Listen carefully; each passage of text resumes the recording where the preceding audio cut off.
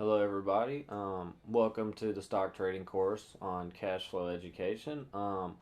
Just a little kind of precursor to the course. Go ahead and print off the glossary that we've made for you guys. It's very beneficial to have there. So if I mention a term that you may not understand, you can just use that for a reference or just read the definition of what it means.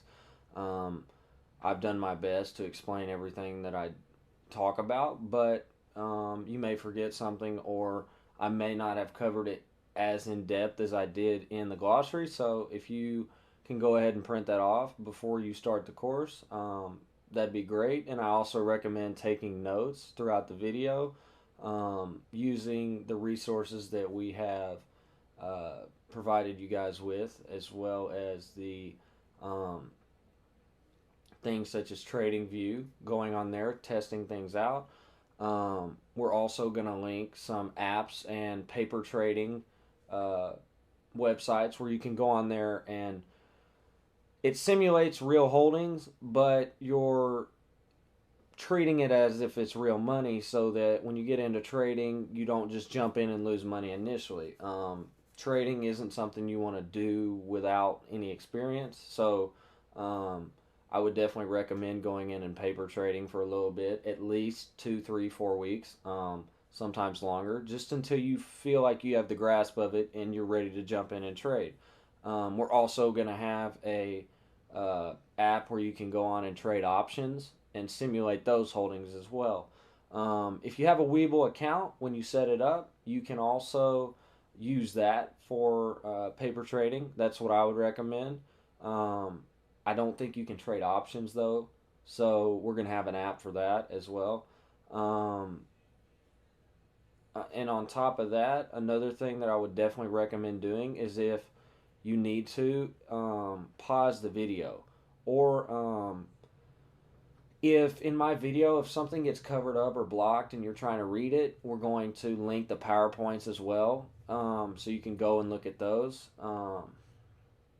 And yeah, if you have any questions, like I said, feel free to DM me at cashflowjack underscore on Instagram, and my Snapchat is Jackson Landers, Landerss. If you don't know how to spell that, no spaces. And then I also have a Telegram if you would like to use that, and my username is Jackson.Landers. Um, those are just some easy ways you can communicate with me if you have any questions or need some insight or would like to learn something that maybe I didn't go over, or just have questions about overall um, in depth market analysis. If any of you guys would like to get in and jump straight into trading and have my personal advice, I do mentor people on stock trading as well as options trading.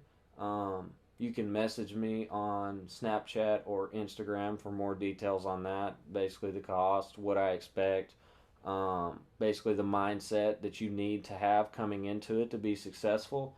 One of the things that I also provide with that is books that I've read, that have provided me with the knowledge and value where I've been able to go out and be a successful trader at a young age, and also help me be kind of financially conservative where I have the ability to go out and waste money, but mentally I know living below my means now will, in the long run, put me exceedingly ahead of anybody in my age bracket, just due to the fact that having that money invested, whether it be in a Roth IRA, the stock market, cryptocurrency, which is one of my favorites.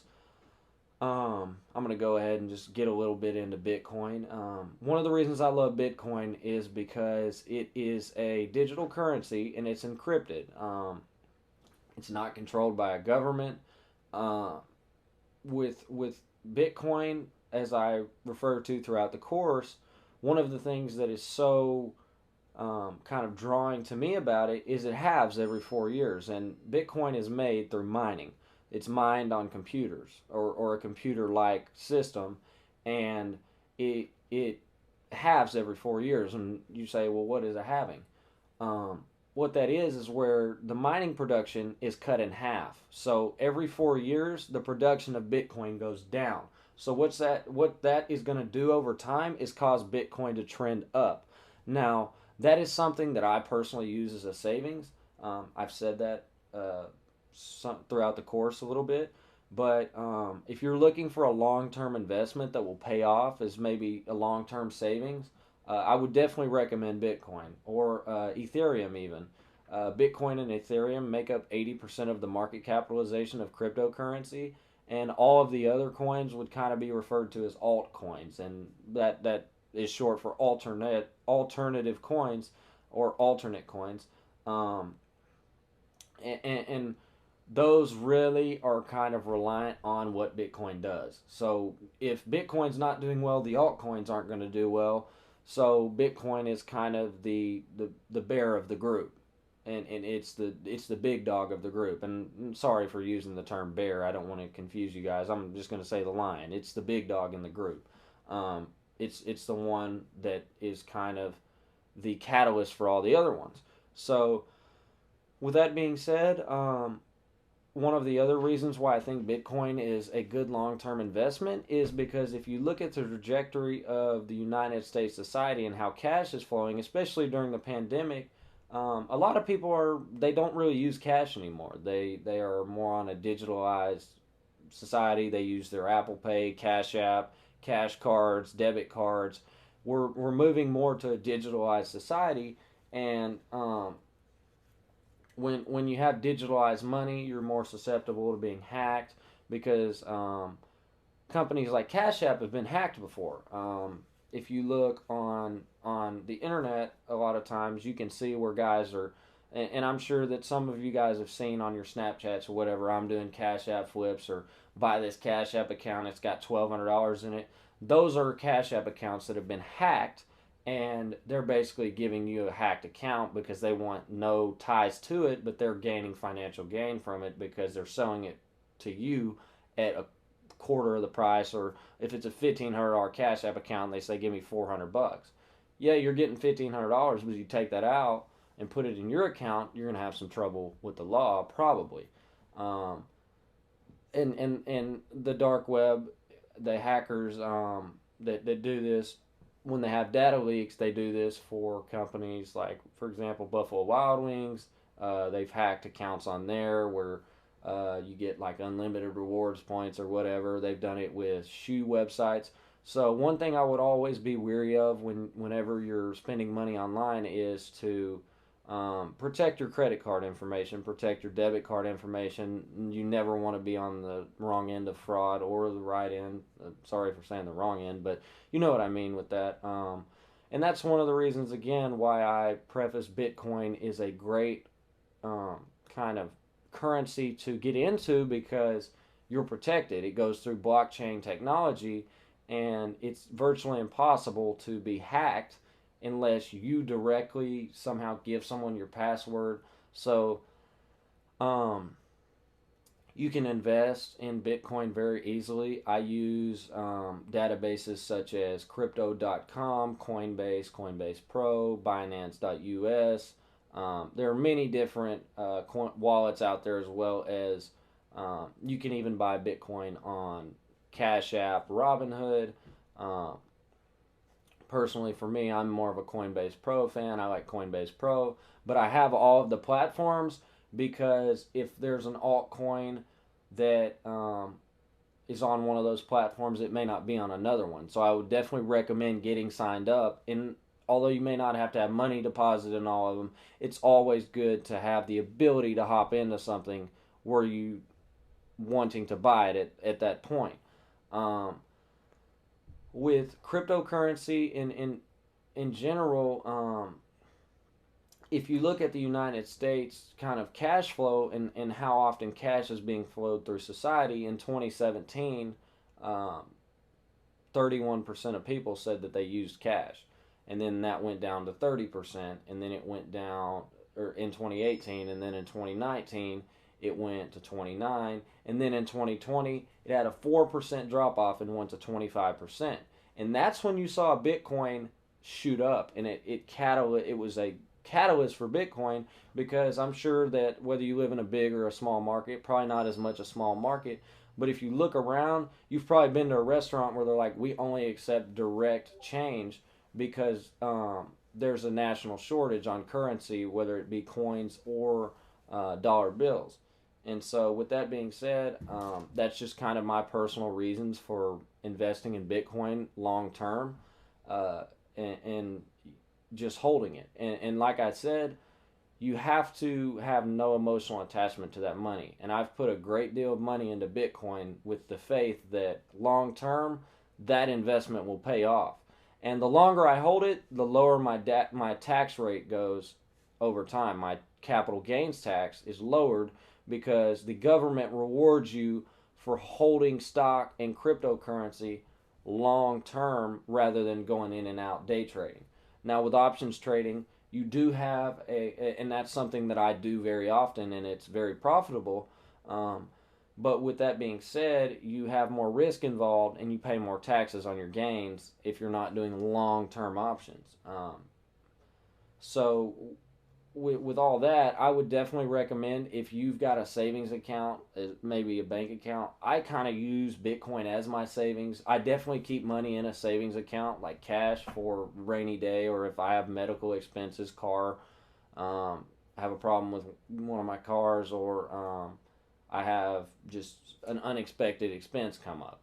Um, but with all that being said, that's kind of just the main reason that I see Bitcoin just over time. I see it somewhere in the 150 200K range.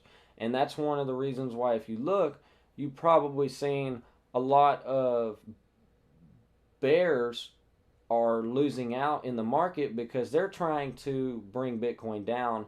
And we're going to link down below as well Bitcoin pump groups. And if you don't know what that is, that's where a bunch of guys get in and they have a time specific where they say, oh, we're all going to go buy Bitcoin, and that's going to raise the price.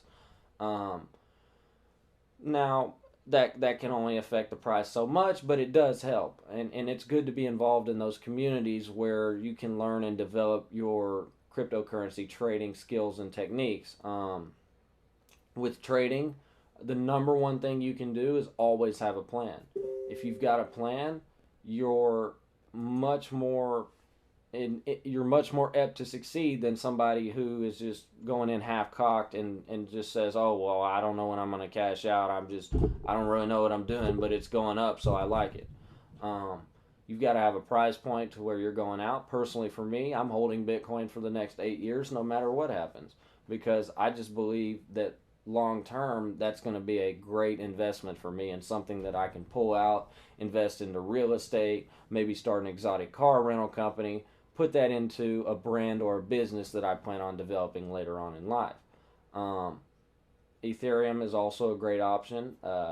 As I said, cryptocurrency could develop into something where it's universally used across society. And you're seeing companies like Lamborghini Newport, if you look on their Instagram a couple weeks back, they start accepting Bitcoin for cars. So it's just a matter of time before, over the next 2, 3, 4 years, debit cards start offering. They already have a little bit, but they're not very developed. But where debit card, you've got Bitcoin debit cards where when you go to Walmart, spend $100, it just sells and exchanges that and pays for that transaction. And when that happens, I really do see a lot of people moving to Bitcoin, just due to the encryption and the ability to keep your money safe compared to a bank account. Now, a bank account is relatively safe and your money is protected and you've got fraud protection, but with Bitcoin, you don't have the same tracement on your funds as something like a bank account. Um, and I'm not saying that it's bad to have your money traced, but a lot of people would rather not have their money traced rather than traced through a bank account. Where, let's say, for example, Billy Bob Joe sends me, and I'm sorry for using that reference. I've said it a couple times. It's just a name. Uh, Billy Bob Joe sends me $10,200. That's going to be flagged, and then I'm going to be questioned about why did I receive $10,200 in a payment, And if I don't have an answer for it, then we're going to have issues. But with Bitcoin, somebody can send me 100 grand, the government doesn't even know. And that's one of the issues with it in long term. That's why I'm taking a decent amount of risk with it, is because the government could put restrictions on it. But even if they do, I don't see it making a significant impact worldwide, because one government can affect it, but it is a worldwide currency, and people use it worldwide. Bitcoin is primarily used in things such as gambling. It was used in the past for a dark web website called Silk Road. That's one of the reasons why back when it boomed, you saw everybody using Bitcoin, and that was one of the things that kind of gave Bitcoin a head start at the beginning. Is it was used for illegal transactions such as drugs and paraphernalia and black market transactions. Now the FBI cracked down on that, but today it probably still is. Um, but with that being said, I hope you guys like the rest of the course. And if you have any questions, like I said, feel free to contact me. I can make time for any of your questions. Or if I cannot answer them, I will send you to a place where I know they can be answered. Thank you very much, and I hope you guys enjoy the rest of the course.